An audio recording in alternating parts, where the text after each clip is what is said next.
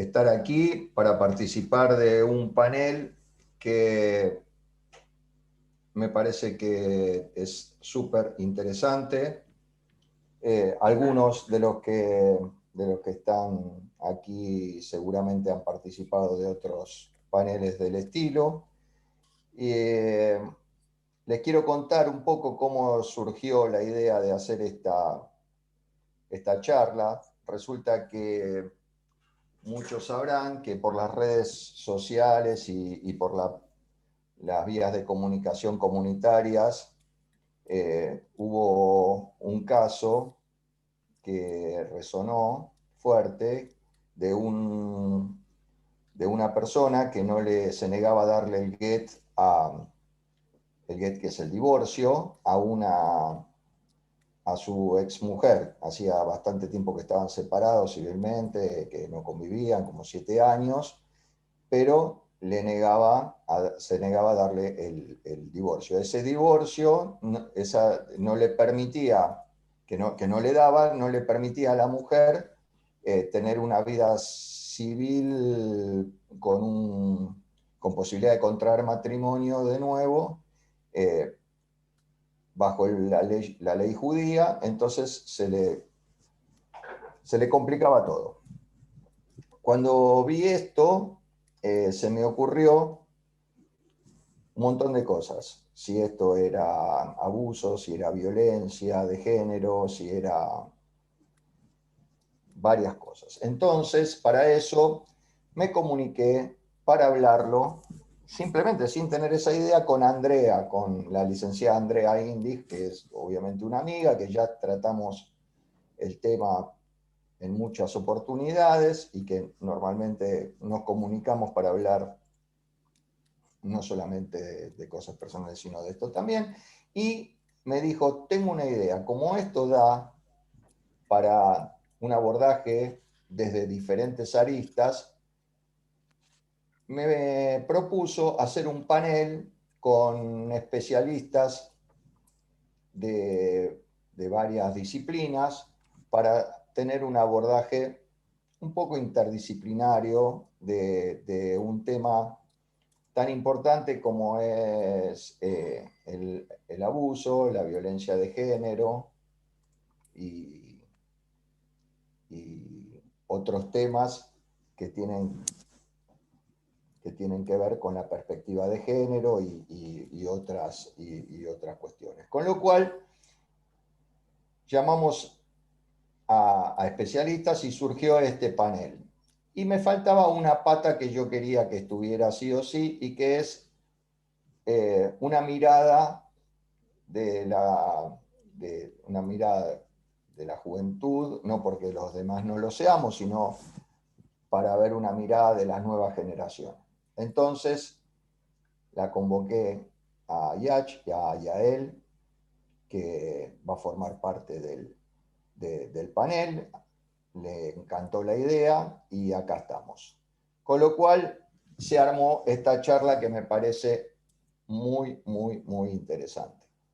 Eh, y evidentemente a mucha gente le parece igual porque eh, tiene una convocatoria eh, importante. Así que empecé con hacerme el cuestionamiento de si el gueto, este instrumento de divorcio y el negarse a darlo, constituye violencia de género o abuso o alguna de esa tipificación, con lo cual le, le pido a la licenciada, a ver si la tenemos, ¿está? Lorena, ¿Me ven bien? a ver. Yo los veo y los escucho bien, pero no sé si Bueno, perfecto, ustedes... ahí está, ahí te veo, perfecto. Lorena Ahí está. Olivares nos va a dar una mirada desde el marco jurídico, por decirlo de alguna manera. Si ustedes lo vieron en en el flyer que acompañaba a la invitación, más o menos una pequeña biografía de cada una de las panelistas. Lorena, te escuchamos. Hola Claudio, bueno, en principio quiero agradecer por la invitación, agradecer este espacio. Siempre es un placer poder participar de este tipo de charlas que nos invitan a reflexionar, a poder, no sé, me parece que hablar, charlar, como vos decías, de distintas miradas, un tema bueno, realmente yo no conocía, pero bueno, luego de esta invitación comencé a, a profundizar. La verdad es que me parece que no debo ser la única que piensa esto. Me gustaría comentar mi mirada desde una politóloga. Tal vez no soy abogada, no tengo esa mirada, pero sí me gustaría que tengamos en cuenta algunas de las cosas que voy a comentar como para ayudar al resto de las personas que tal vez no están tan seguros de que esto sea violencia de género. Me parece que estoy en condiciones de confirmar que este tipo de conductas, sin dudas, es violencia de género. Podemos decir que la violencia de género es aquella conducta que se realiza de manera consciente, es una conducta realizada a propósito para generar algún tipo de daño a la víctima.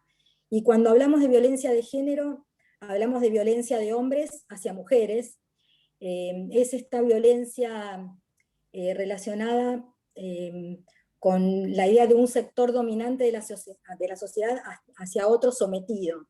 Creo que no es difícil determinar cuál es el género dominante. Las mujeres quedamos relegadas a tareas relacionadas con lo doméstico, con el cuidado, y a los varones suelen darle otro tipo de roles que están más relacionados con el liderazgo, con la fortaleza o con la agresividad, como características deseables. Creo que también es importante porque es algo que es imposible dejar pasar. En Argentina, en el 2009, fue sancionada la ley 26485, que es la ley de protección integral a las mujeres. El objetivo de esta ley fue prevenir, sancionar y erradicar la violencia contra las mujeres en distintos ámbitos, y en esta ley se tipifican distintos tipos de violencia. Teniendo en cuenta y leyendo bastante sobre el GET, la verdad es que me parece que se tocan varias de las violencias que están estipuladas en la ley. Me gustaría solamente nombrarlas a las violencias, como para después, si ustedes quieren, podemos ir de a poquito en cada una de ellas, o por lo menos las que creo que en este punto o en este tema en especial son las que más se visibilizan. Bueno, en la ley están la violencia física, la psicológica, la simbólica, la sexual y la económica patrimonial. En este caso, bueno, resulta lamentablemente más fácil darse cuenta cuál es la física, ya que es la violencia que deja marcas en el cuerpo de la mujer, ocasionadas por el agresor valiéndose de su cuerpo o de un objeto. Es la violencia que se emplea contra el cuerpo de la mujer, produciéndole daño o riesgo de producirlo, y cualquier otra forma de maltrato o agresión que afecte su integridad física. Acá, bueno, esta violencia en particular no la vi en los casos que me estuvieron comentando, pero sí la violencia psicológica y la violencia simbólica. Eh, no sé si querés, Claudio, que las defina un poquito, o no sé si aburro. Sí, sí, sí, sí, sí, sí, sí, sí, claro, Perdón. por supuesto. Adelante, adelante, Bien, definí. bien, bien.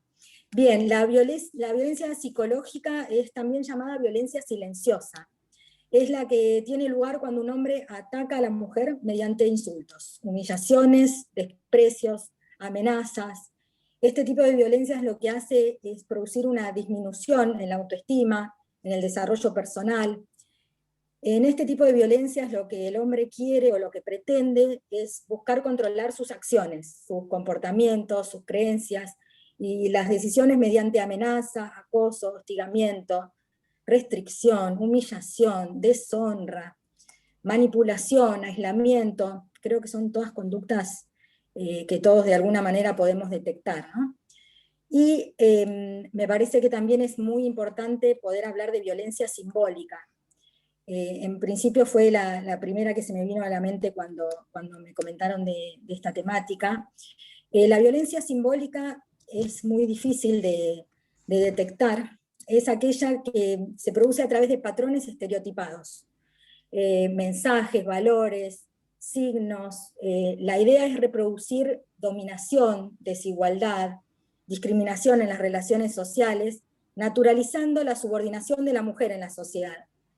La violencia simbólica puede ser cuando se presentan a las mujeres en roles estereotipados, cuando se la discrimina o cuando se la disminuye, cuando se le asigna un sueldo menor por igual trabajo que un hombre, cuando se la muestra incapaz, cuando se la muestra cosificada, cuando se la muestra solo ocupando roles domésticos, de reproducción o de cuidados. Un ejemplo que para mí es fácil de dar relacionada con la violencia simbólica está dada por ejemplo, los ejemplos de los juguetes de niños y niñas, ¿no? Como los que están relacionados con las mujeres, o con las niñas, mejor dicho, son los de las tareas de cuidado, los de limpieza, y los de los hombres están relacionados con la construcción, el poder, juguetes que están relacionados con construir, y ni hablar de los colores, ¿no? Por supuesto, en algún momento escuché cosas como que el color, bueno, está la etiqueta rosa, ¿no? Lo rosa, donde las mujeres suelen ir o solemos ir buscando eso rosa. En los juguetes para niñas, se supone que el rosa es el color de las niñas, porque se supone que las mujeres, las niñas, son las que cuidan más los juguetes, y el rosa es un color muy sufrido, aparentemente. Entonces, nada, también las cosas de color rosa suelen ser más caras que el resto de los artículos que tengamos de distintos colores, como por ejemplo las maquinitas de afeitar. Cuando son destinadas a las mujeres son rosas, cuando son destinadas a los varones son de otros colores, y las rosas suelen ser más caras. También lo que pude percibir en esta temática es la violencia sexual. La violencia sexual es definida como la acción que implique la vulneración de poder decidir voluntariamente acerca de la vida sexual o reproductiva de la mujer a través de amenazas, coerción, uso de la fuerza o intimidación. Incluye la violación dentro del matrimonio o de otras relaciones vinculares o de parentesco. Tenemos la violencia económica patrimonial, que es cuando el hombre intenta que la mujer no tenga acceso al trabajo o al dinero familiar para que de esta manera dependa de él. Sí, la verdad Dentro de que esta... Perdón. sí, en esto de violencia familiar es bastante, económica es bastante común, ya lo conocemos, y muy clara lo gráfico que es a partir de tu relato de cómo se ejercen ese tipo de violencia. Vamos a seguir y vamos a pedirte nuevamente más tarde que nos instruya sobre alguna cosa en particular. Ahora, en todo esto que estamos pensando se deriva, por ejemplo, perdón, si esta conducta abusiva es digna de un psicópata, se puede calificar como la persona que realiza el abuso o ejerce ese tipo de violencia es psicópata, o no se puede encuadrar dentro de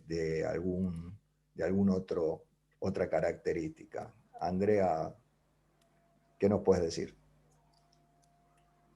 Les puedo decir que no todos los violentos son psicópatas, sí todos los psicópatas ejercen algún tipo de violencia de las que describió la licenciada Lorena Olivares. Lo que se ve claramente a la hora de observar un caso en donde hay un hombre que no le está dando el get durante tanto tiempo a una mujer es un acto de manipulación patológica con ánimo de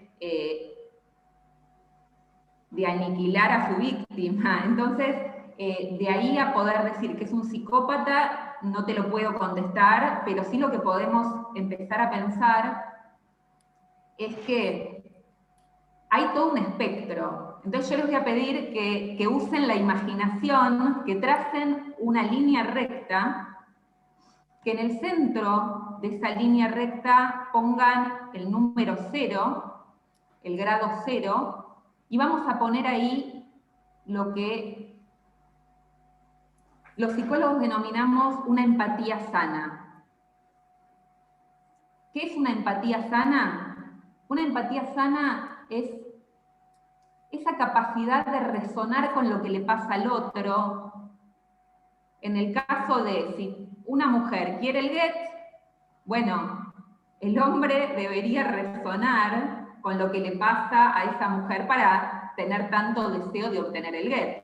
Pero bueno, volvamos al punto 0, empatía sana, una empatía que para una buena convivencia todos deberíamos cultivar.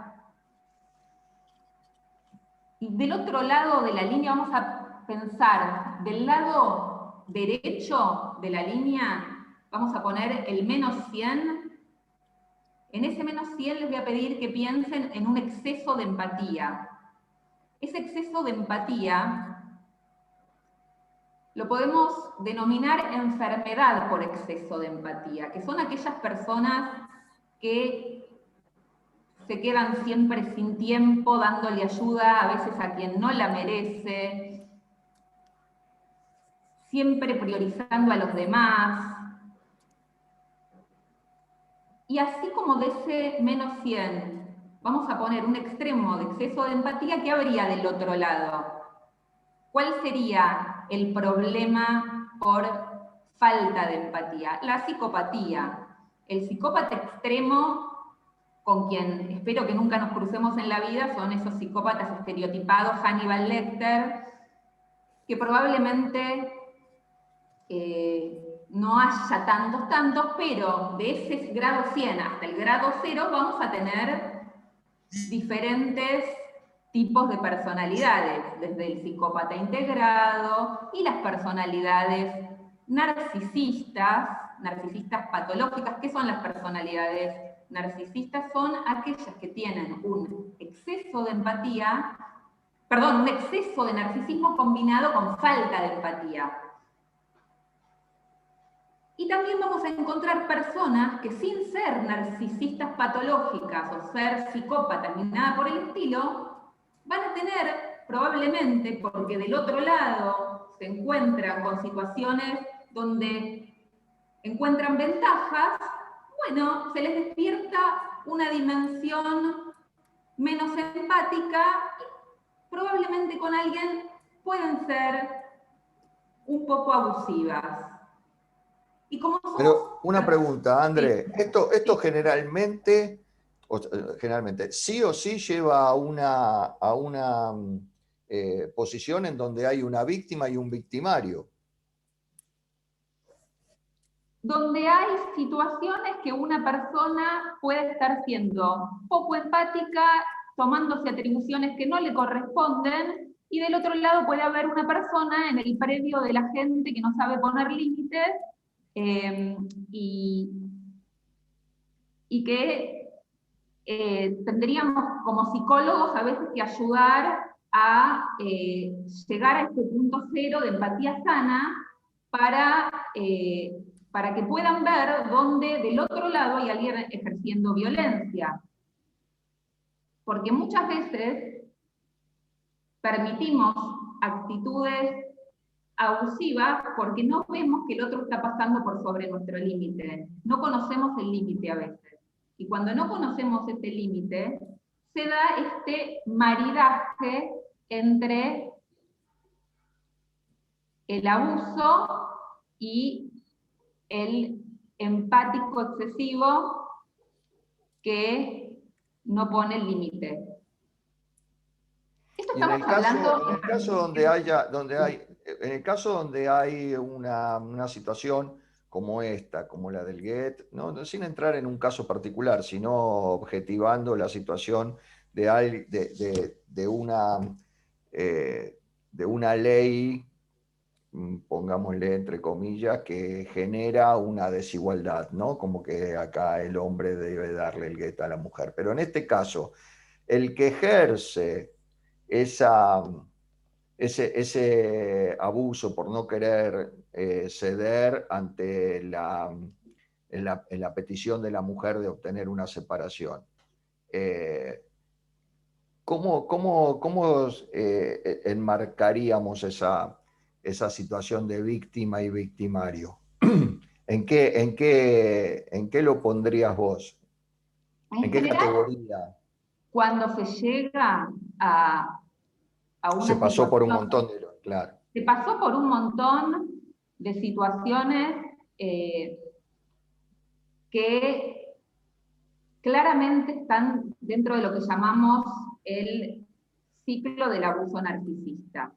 Entonces, te voy a dar algunos ejemplos de cuestiones que fui escuchando en este tiempo, donde, por ejemplo, un rabino proponía que a las mujeres había que enseñarles a cómo reconocer en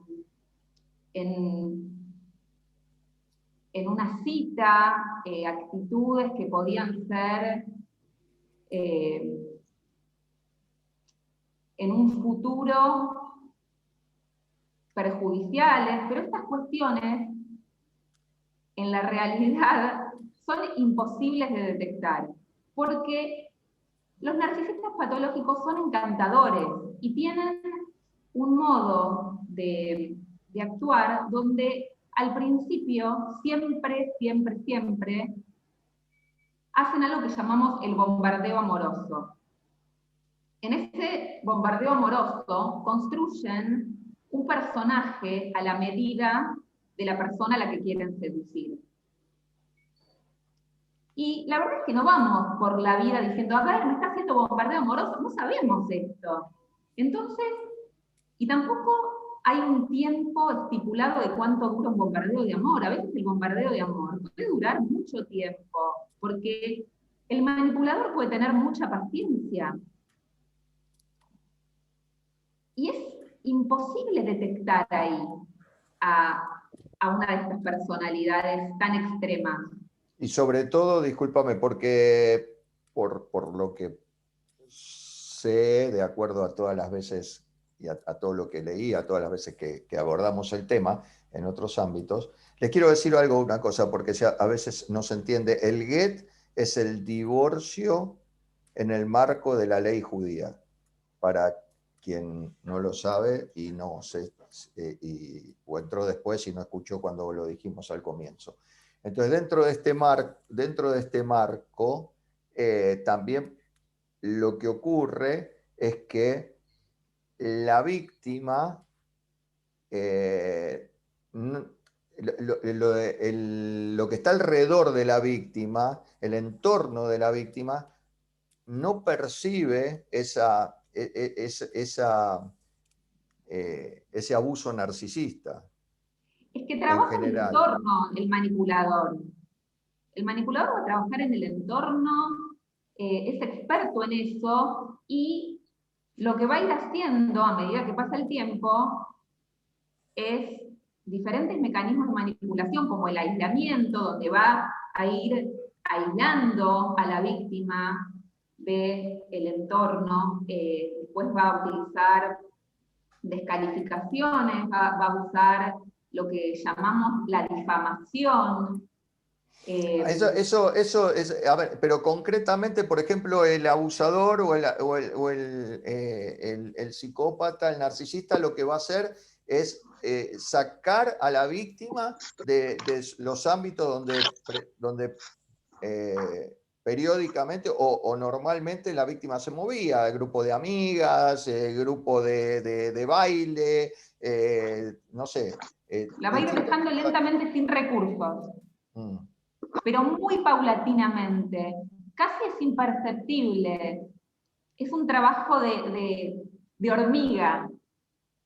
Sí. Y la persona no se da cuenta la víctima no se da cuenta que está llegando a ese estado, a ese estadio. Sí. Bueno, y va a haber un montón de mecanismos de manipulación, como... pero es todo muy lento. Después del bombardeo de amor, Sí. va a empezar a haber algo que se llama reforzamiento intermitente, en donde la víctima no va a entender qué es lo que pasa porque aquella persona que la sedujo, que le dio tanto amor, que le prometió un futuro soñado, que le prometió y que algunas cosas pasaron, porque a lo mejor la víctima soñaba con la jupá y la jupá ocurrió, y a lo mejor la víctima soñaba con tener hijos y tuvieron hijos, pero ¿qué pasa? La víctima no va a entender cómo la persona que era el amor de su vida, que le vendió un personaje increíble, de repente empieza con actitudes de manipulación muy terribles, a no hablarle, a quitarle la palabra de la nada, sin explicación, retirarle la palabra, a triangularla, a empezar a generar situaciones donde le empieza a decir que es una celosa y el otro está generando eso, pero como la persona empática tiende a pensar siempre que es la responsable de todo, y el narcisista es experto en no sentir culpa, otra vez encontramos un ensamble increíble. Y esto, ¿qué pasa? ¿Qué genera el reforzamiento intermitente de pasar de situaciones de premios castigos? Esto genera una química en el cerebro, que es lo mismo que generan las peores sustancias. Es increíble la química que se genera con este tipo de manipulación. Esto está comprobado, hay estudios, no me voy a poner ahora a contarles porque va a llevar mucho tiempo, pero hay estudios que demuestran que la química que se genera es la misma que generan las peores sustancias. Entonces se genera una adicción. Y esto es cuando preguntan, y bueno, pero ¿cómo le pasó eso y no se fue enseguida? No, bueno, pasó a lo que se llama indefensión aprendida y pasó a lo que se denomina vínculo traumático de traición. Que esto se da, que es una especie, por decirlo de alguna manera, de síndrome de Estocolmo. Es decir, se genera un vínculo muy fuerte entre un abusador y la víctima. Y esto es químico, aparte de psicológico. Ahora, esto que vos estás contando, está, yo pienso, ¿cómo es esto que uno piensa que es amor? Porque en un principio uno cree que está enamorado, que esto tiene que ver con el amor. Entonces, yo pregunto, ¿qué es el amor? ¿O de qué hablamos cuando hablamos de amor? ¿Cómo es esa situación? La verdad es que vamos a tener otra mirada con respecto a esto. Joana, te escuchamos. Desmuteate.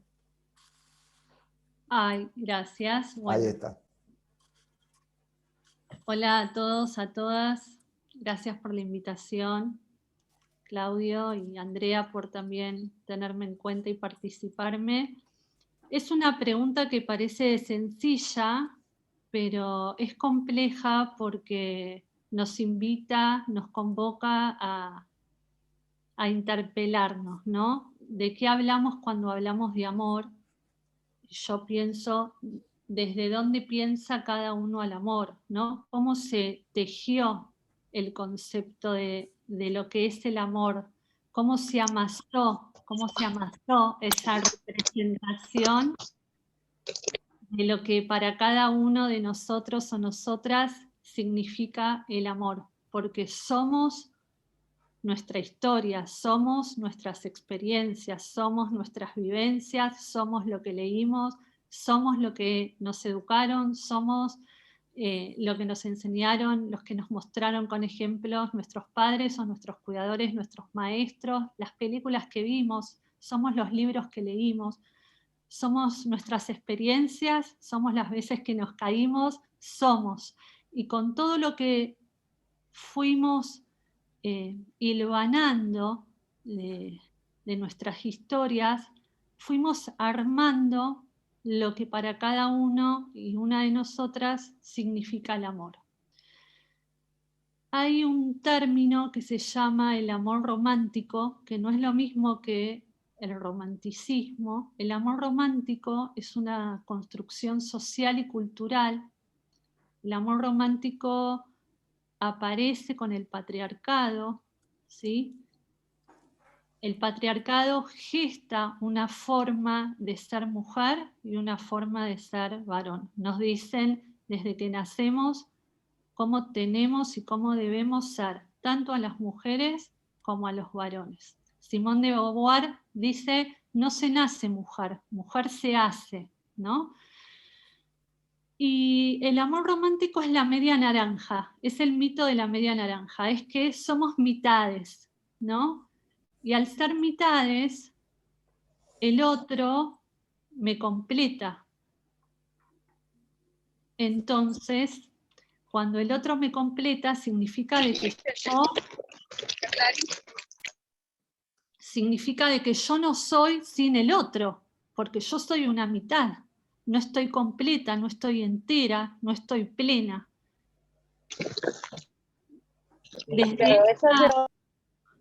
Desde esta forma de pensarnos y de sentir el amor, si el otro es mi mitad, mi media naranja y me completa, lo que aparece es que sin el otro no puedo vivir, porque soy una mitad caminando por la vida, ¿no? Entonces somos como dos imanes que se vuelven uno. Sin el otro no soy, entonces es un tipo de amor que termina siendo el amor que duele, el amor tóxico, el amor cuando uno dice sin vos me muero, sin vos no existo, sin vos dejo de vivir, no puedo vivir sin vos. ¿Qué pasa con este tipo de amor, ¿no? El amor romántico? Crea desigualdad, crea dependencia. Pensaba, lo diferencio del desamor, porque el desamor tiene que ver con arrastrar, tiene que ver con aguantar, tiene que ver con que hubo una renuncia, una resignación al amor, y hay algo que uno aguanta. Y hacemos como si nada. Hacemos como que estamos bien, hacemos como que estamos juntos, pero tal vez hace tiempo nos separamos, pero en el mejor de los casos, digo, no está bueno el desamor porque tiene que ver con poder escucharse y ver en dónde estamos y qué nos está pasando con eso, pero tal vez me quiero enfocar más, no en el desamor, sino en el amor. El amor tiene que ver no con arrastrar, no con aguantar, no con lo que duele, no es si te cela un poco te quiere, ¿no? Porque si no, por lo menos no te es indiferente, ¿no? O los que se pelean se aman, escuchaba yo cuando era chiquita, o del amor al odio hay un solo paso. Son todas frases que engloban al amor romántico que se constituyó, se fabricó junto con el patriarcado. El amor tiene que ver con una elección, tiene que ver con un elegirse, tiene que ver, como dice Rita Segato, con la reciprocidad como el valor central, tiene que ver con el respeto, con el compañerismo. Y yo pienso que, a ver, del patriarcado, sin duda somos víctimas las mujeres, porque de hecho hay un femicidio cada 29 horas. Y los varones, ¿sí? Digo, yo los rescato porque no es lo mismo el varón que el machista, ¿sí? Tengo un amigo, el licenciado Jorge Garaventa, lo dije el otro día en un vivo, que él diferencia esto y me parece importante porque no es lo mismo. Él dice, el machismo es una desviación grosera de la masculinidad, ¿no? no es lo mismo, porque hay hombres que quieren deconstruirse, sacarse esos restos de machismo que le quedan. Somos todos caldo de cultivo del patriarcado. También las mujeres constantemente tenemos que hacer un trabajo, porque digamos, esto, ¿no? Somos caldo de cultivo del patriarcado, y con lo cual todavía cargamos con un montón de cuestiones que de a poco tenemos que ir revisando, moviéndonos, poniéndole voz a lo que nos molesta, a lo que nos incomoda. Y cuando el amor deja de ser amor, cuando aparece una asimetría de poder, cuando hay alguien que manda, cuando hay un víctima y un victimario, cuando hay una desigualdad, cuando se pierden los derechos. Y yo pensaba en qué importante que es la ESI, Educación Sexual Integral, que haya a modo de prevención en todas las escuelas, que es ley, que tiene que ser obligatoria y en forma transversal, para que esto empiece desde jardín infantes, ¿sí? Pensaba en las películas medievales que veíamos y vemos a mujeres que morían de amor, tenían fiebre, ¿sí? Morían de amor, ¿sí?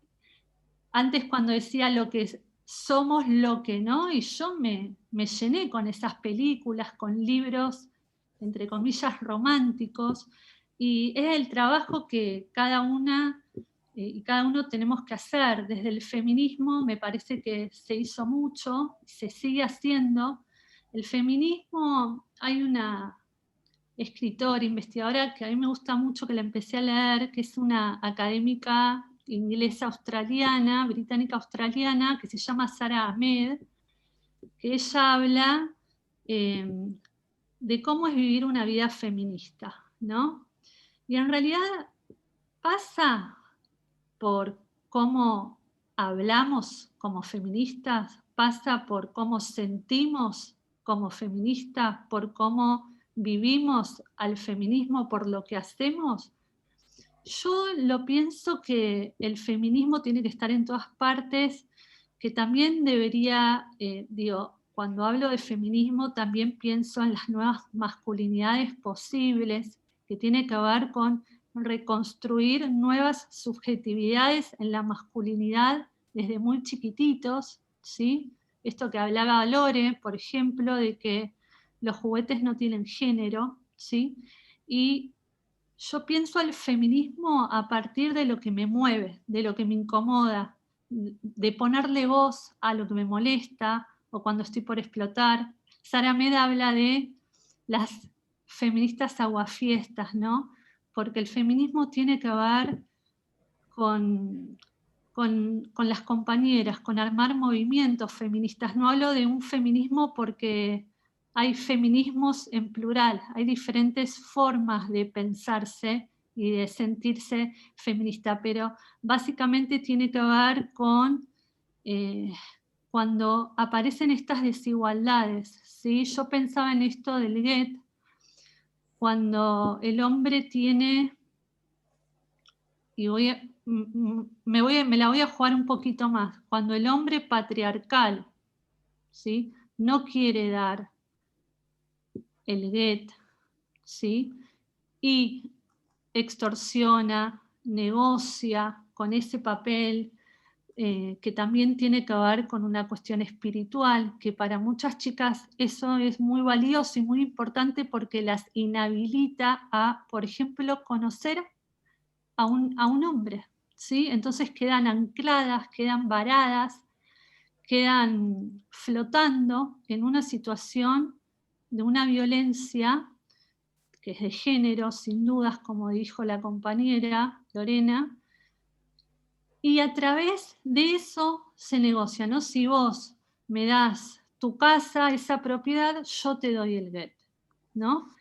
Y yo pensaba en esto que habla Rita Segato, que esto tiene que ver con la debilidad, ¿sí? Que es la forma de expresión de manifestar la potencia. La violencia tiene que ver con la debilidad, porque un varón, ¿no?, esto debería de poder pensarlo desde otro lugar, ¿sí? Evidentemente me parece, discúlpame, Joana, me parece que todo esto va construyendo una nueva manera de vínculo, nuevas maneras de vínculos entre personas, más allá de que sean hombres y mujeres o cualquier vínculo que se pueda construir a partir de dos o más personas. Entonces, quiero decir algo, si alguien va teniendo preguntas o quiere preguntarle a alguna de nuestras panelistas, que lo haga en el chat. Yo después, en los últimos 15 minutos, vamos a evacuar todas las dudas que se presenten y vamos a contestar las preguntas que aparezcan en el chat. Así que pueden ir haciéndolas, ya pueden ir escribiéndolas para que después las podamos responder. Vuelvo a lo que decía, que estas nuevas maneras de vincularse generan nuevos comportamientos. Y dentro de esos comportamientos, esos nuevos comportamientos, importan no solamente a nosotros, que digamos los adultos, sino que los adolescentes o los niños o los jóvenes de la primera juventud, que abordan diferentes tipos de vínculos, se explican de otras maneras que para nosotros son nuevas y para ellos son como nacer con ellas o también aprender de otra manera, porque también aprendieron en eso. Para eso también acá está Yael, que desde su juventud y su paso por los movimientos juveniles puede hablar un poco de cómo se vivencian todas este tipo de nuevas relaciones en ese marco. Hola, Yael, encantado de que estés aquí con nosotros. Gracias. Bueno, me sumo obvio al agradecimiento de la invitación, bueno, por Wino, por Claudio, nada, me sumo porque me parece que está muy interesante charlar de esto. Un poco agarrando de todo lo que hablaron las chicas y de todo lo que ya saben, me parece que lo más importante es hablar un poco qué nos pasa a nosotras y que somos educadoras y que nos toca enseñar sobre esto a gente más joven, cómo se ve el tema del amor cuando sos más chico. En mi experiencia, yo tengo 25 años y viví totalmente o seguramente otra enseñanza del amor que tienen acá gente más joven, gente que sigue en la ADNUA, porque son más chicos, porque se ve que esto fue evolucionando todo el tiempo. Cuando Joana hoy hablaba de la ESI, me parece que la ESI tiene que estar en todos los lugares que educamos. Nosotros en particular, yo voy a hablar un poco de lo que yo viví como Bogueret de Olam Beyahad, que hasta el 2018 no se tocaba el tema. Por favor, discúlpame, Yach, explicamos un poco qué es ser Bogueret. Ser Bogueret es estar como líder en un movimiento juvenil donde das actividades para los chicos desde la edad del jardín hasta adolescente. Hasta el 2018, en mi parte, nunca se había hablado de ESI en la ADNUA, no se había dado la oportunidad, y creo que fue un año muy importante de revolución, de construcción, desde las mujeres hasta los hombres, y yo voy a hacer una pequeña como, opinión o anécdota que a mí me pasó, que a veces los que estamos como líderes no estamos capacitados para dar este tipo de actividades, de hablar de ESI.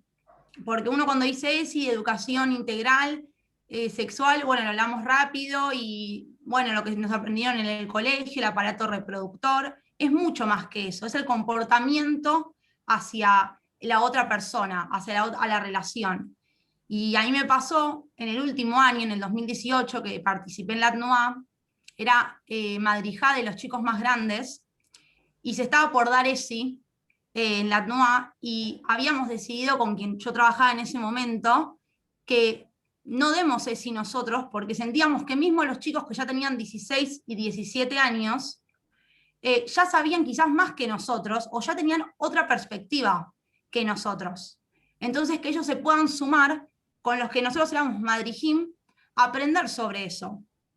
Me parece que hoy en día hasta los más chicos pueden saber más que los más grandes, y es muy importante hablar sobre cómo enseñar esto, porque el amor o la sexualidad a nosotros nos bajó una línea de nuestros padres, de nuestras madres, que muchas veces vienen de una situación de vivencias con ser patriarcal, con sus familiares, con esto que hablábamos del get, o de esto de los juguetes.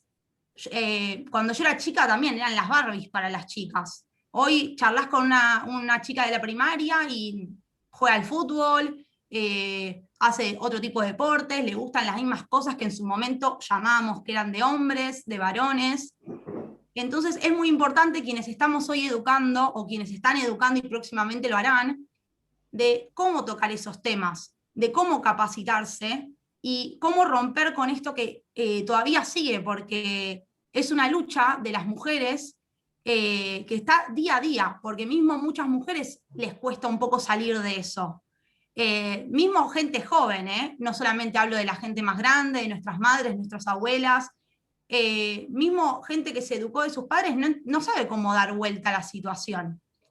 Y algo muy importante que a mí me gusta remarcar, que lo hablé mucho con las chicas en este momento, con Andrea, con Joana y con Lore, es qué pasa cuando un joven, un adolescente o una persona de primaria, una persona más chica, viene hacia el Madrid, hacia el líder, a presentar un problema sobre esto.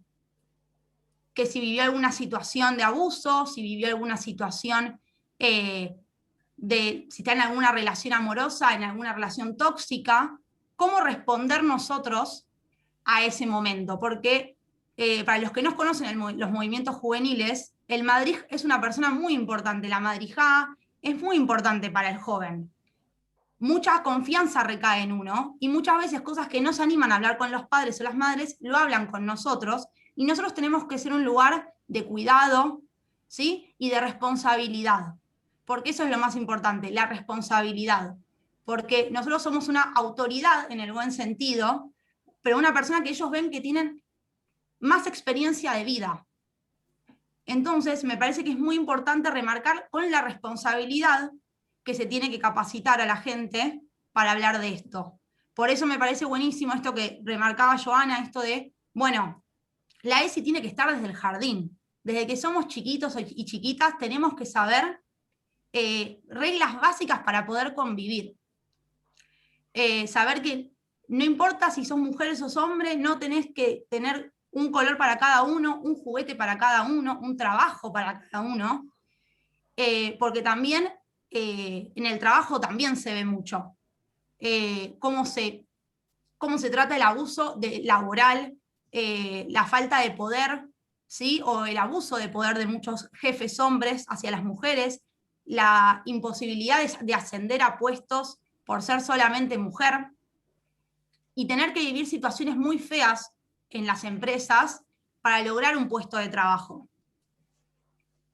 Entonces es muy importante que desde chiquitos y desde chiquitas podamos tener este cambio de mentalidad y nos podamos deconstruir, porque mismo me pongo a mí de ejemplo para no estar nombrando a más gente, yo estoy en un proceso de deconstrucción, porque recién hace 3 años empecé a ir a las marchas feministas, me empecé a poner en tema en un montón de cosas, y empecé a entender qué es lo que a mí me representaba y qué es lo que hice mucho tiempo que no me daba cuenta que estaba mal.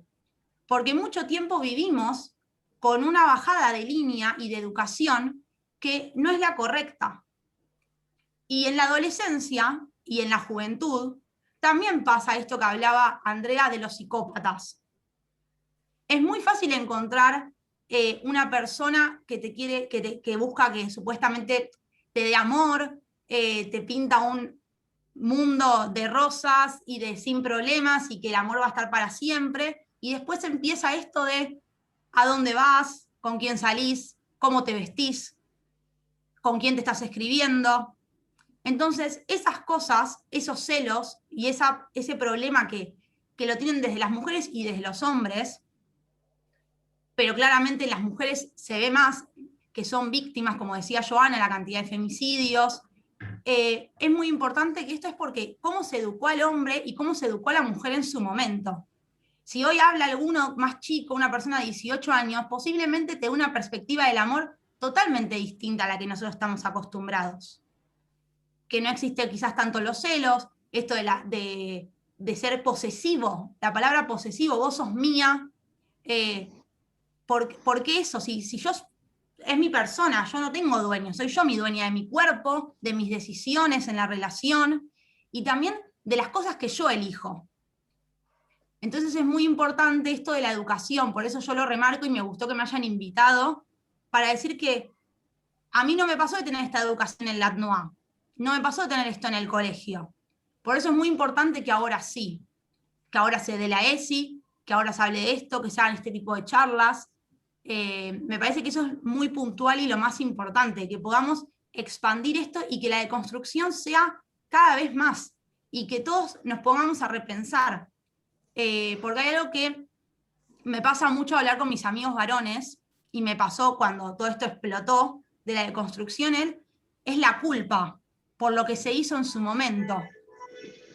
Es importante saber que o hay cosas que uno quizás si lastimó a alguien es muy difícil sanar, porque cómo queda la otra persona es muy difícil de cambiar, pero sí pedir disculpas y saber qué tenés que cambiar para tus próximas cosas, para tus próximos pasos en la vida. Cómo vos tenés que educarte, qué cosas van a tener que cambiar, porque es muy importante que para el futuro no se repitan esas acciones. Porque cuando teníamos 17 años, 18, veíamos distinto la vida. Y ahora, más allá que crecimos y maduramos y tenemos otra perspectiva, también nos educamos de otra forma. Tuvimos que nosotros educarnos porque quizás en nuestros lugares educativos, sea facultad, secundario, no teníamos esa fuente de información. Porque quizás ni los mismos profesores, ni las mismas profesoras, ni la misma institución estaba capacitado para dar esto. Por eso digo que la ESI es sumamente importante y no solamente para hablar de sexualidad, sino para hablar de comportamiento y para hablar de responsabilidad, que eso es lo que tienen los educadores, responsabilidad. Eso creo que es lo más importante. Sí, yo pensaba y me preguntaba, esa deconstrucción a la que tenemos que estar abiertos, genera una nueva manera de relacionarse, una nueva manera de formar parejas. No estoy hablando de sexualidad, estoy hablando de parejas, no importa el género, por decirlo de alguna manera. ¿Cómo se vive el amor? ¿Cómo se construye el amor en esta nueva femineidad y la nueva masculinidad? ¿Qué es esto de la nueva masculinidad? ¿Cómo se aborda una nueva masculinidad? ¿Cómo podemos generar una relación de iguales? Una generación sin sometimiento, una generación de vínculos en ese sentido. Y eso me queda a mí porque hablando con gente de mi edad, o más o menos, un poco más, un poco menos, siempre nos queda cómo hacemos para pensar los vínculos desde otro punto de vista, de otra manera. Y ahí es donde cuesta porque No, son siglos de construcción. No, primero que hay algo que, hay una palabra que es muy cortita, sí, pero muchos la dejan pasar, que es la palabra no. Claro. Cuando la otra persona dice no, es no. Eso como principal, que aunque parezca una tontería, el insistirle al otro por algo que no quiere hacer, ya empezás mal la relación. Insistirle a la otra persona de que se acerque a vos, de que hable con vos, de que haga lo que vos le pidas, ya eso está mal. Ya de por sí, el no. Como cuando te preguntan, ¿querés esto? Y te ofrecen una comida, y vos decís no y no te lo dan, con la persona y con lo físico es lo mismo. Eso es lo principal. Respecto a la masculinidad, yo lo quiero hablar con cuidado de por sí porque primero soy mujer y tengo otro tipo de vivencias y creo que está bueno que quizás en otro momento, en otra charla, sí lo hable un hombre, cómo se siente él. Pero es importante el respeto, porque acá, si preguntamos a algunos jóvenes, posiblemente alguna vez que la gente le dijo que no, insistió de más. Seguramente exista el caso. Y es importante hablar de respeto. Ahí se arranca la relación, aceptando la decisión del otro. Y también cuando siempre uno habla de una relación, habla del tema ceder. Ceder cosas, ceder decisiones. Bueno, yo no quiero esto, pero vos sí, bueno, lo hago yo. Y hay cosas en las que no hay que ceder. Y uno se tiene que poner muy, no, muy serio, pero muy decidido a las cosas. Y creo que el hombre también dice que no y la mujer lo tiene que respetar. El hombre no quiere tener la misma relación y la mujer lo va a respetar. Y así es viceversa. Si la mujer dice no y si la mujer quiere esto, es esto. Y poder llegar a un acuerdo, porque en sí estar en pareja o generar un vínculo amoroso o un compañero de vida, una compañera de vida, miles de formas de llamar a alguien que te va a acompañar, es el respeto. Y saber que esa persona es una persona que hoy está compartiendo un momento con vos, que posiblemente tengan planes, pero hoy es el momento. No quiere decir que esa persona pasa a ser de tu propiedad. Vos compartís momentos con esa persona, sí podés, si tienen ganas de ponerle un título, decir noviazgo, novia, después te casás, pero es importante respetar y saber que una persona y la otra persona, y también conocer un poco distintas formas de tener relación, ¿no? Porque también una cosa de cuando se habla mucho de ser posesivo, también se habla mucho cuando hay relaciones monogámicas, ¿sí? Cuando no se habla de otro tipo de amor. Nos enseñaron que al principio no se hablaba de tener una relación abierta, de poder saber que puedes estar con otra persona, de poder amar más de una persona. Creo que se abren un montón de cosas que le tenemos que aprender a decir que sí y aprender a abrir un poco la cabeza y que ingresen nuevas cosas. Eso creo que es lo más importante. Sí, Que la no verdad tenerle que miedo a lo sí. nuevo. Es verdad, eso era lo que yo apuntaba cuando hice esa reflexión antes de tomar la palabra. Y bueno,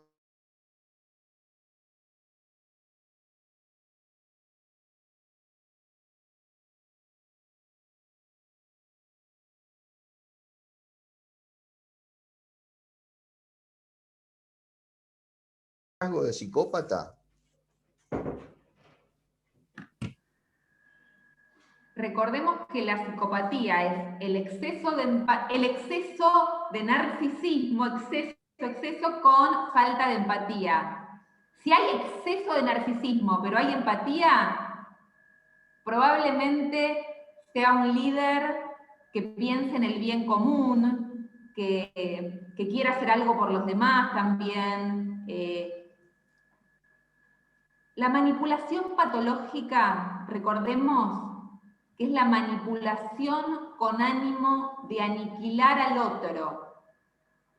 Porque también puede haber gente que manipule para obtener algún beneficio personal, que bueno, no es lo ideal, pero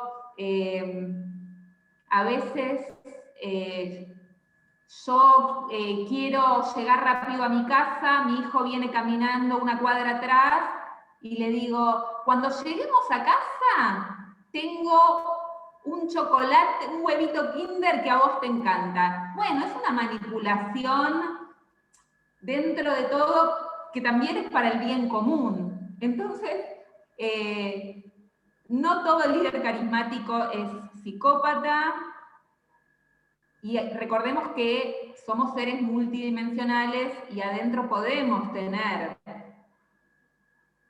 un costado muy empático y podemos tener otro costado un poco menos empático. Y eso no va a convertir a la persona en un psicópata.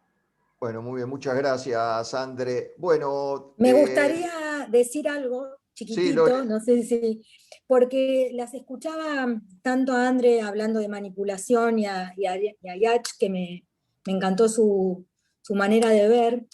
Me parece que, y relacionado con la pregunta que hicieron, me gustaría aclarar que los violentos no son personas que caen de la luna, que no sabemos quiénes son extraterrestres. Son personas que están al lado nuestro, cerca nuestro. Digo porque da la sensación, o por lo menos a mí me queda la sensación, y me gustaría decir algo distinto, que no es que, en el caso de Andrea, que hablaba de los manipuladores, bueno, me parece que es lo más importante en estas situaciones, tanto de las que contaba Yach, de los celos, ¿no? Digo, hizo un par de comentarios en donde me parece que no podemos dejar de lado el tema de que todas esas conductas que nombraron es violencia. Entonces, ahí es donde no podemos, me parece a mí, ¿no?, salirnos desde ese lugar, porque uno puede tratar de entenderlos, comprenderlos, pero también uno tiene que ser consciente que es violencia.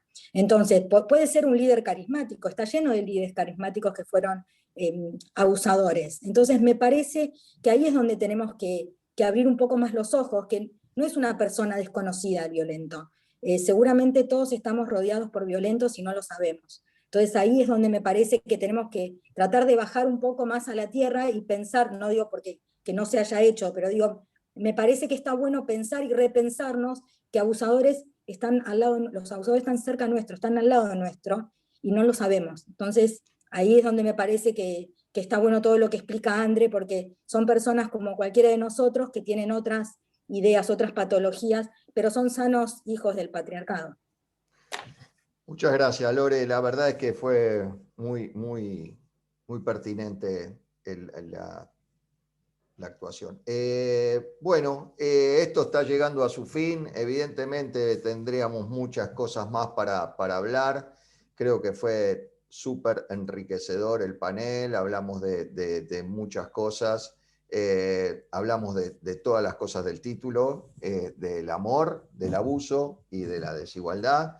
Espero que nos haya enriquecido a todos y que hayamos aprendido un poco más y que podamos deconstruirnos, que podamos abordar el amor desde una perspectiva diferente y que obviamente salgamos un poco mejor de esta charla. Les agradecemos, le agradecemos por supuesto al movimiento sionista renovador y a Manigut por haber hecho esta charla, de haber proyectado y haber podido plasmarla. Es una charla realmente, hay felicitaciones en el chat, muchas gracias. Y les agradezco de todo corazón a todos los participantes, hemos sido unos cuantos, llegamos a ser más de 50 participantes en una charla en un Zoom. La verdad que evidentemente el tema era muy atractivo. Les agradezco a las participantes, a las expositoras de esta charla. Fue un lujo tenerlas, un lujo cada cosa que nos dijeron y que nos hicieron compartir. Y a todos les vamos a estar mandando todas las actividades que hagamos en el futuro, así que nos veremos muy pronto. Nuevamente gracias, las felicitaciones, muchas gracias a todos y nos vemos pronto. Gracias.